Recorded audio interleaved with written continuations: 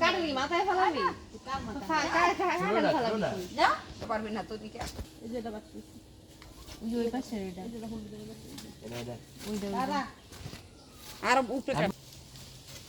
আরে আরে দুইজন ধরে খেলাবে এই তুই প্লাস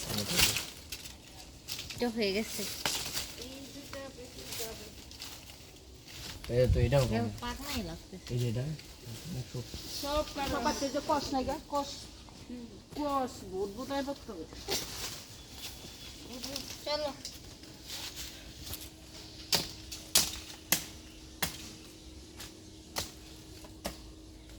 আর পুরোসান